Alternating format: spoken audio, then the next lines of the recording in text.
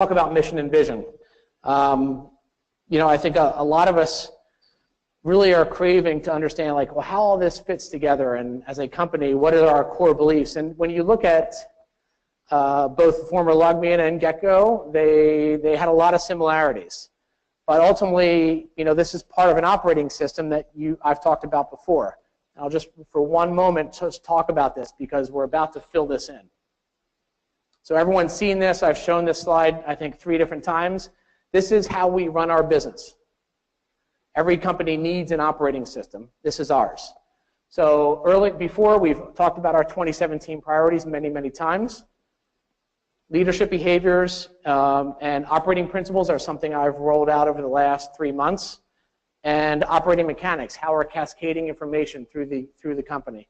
That's also something we rolled out earlier this year. How do we meet? How does information make its way through the company? So all that has already been rolled out. So what's left are really 3 pieces: mission and vision, culture and values, and long-term strategy. So mission and vision and long-term strategy, we will be checking those boxes today and over the next 2 weeks. And then the culture and values will be done before our next meeting. So we'll have completed our operating system as a company. So hopefully that underscores the progress and hard work everyone's been making towards getting us here. But so what is our vision as a company? I very much believe that we are technology optimists. I think if you're an employee, you have to believe that technology has the power to break down barriers. There are some people in the world who don't believe that, but if you do, then you're in the right place. We live in a world that has an amazing amount of friction. Another way to think about this: technology shouldn't introduce friction. It should remove friction from our lives. So think about it as it pertains to our products and the worlds we live in today.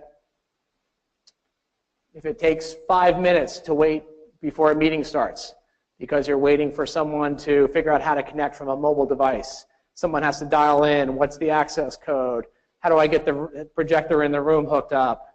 If that takes 5 minutes and we spend 40% of our time in meetings, that's 2 weeks a year.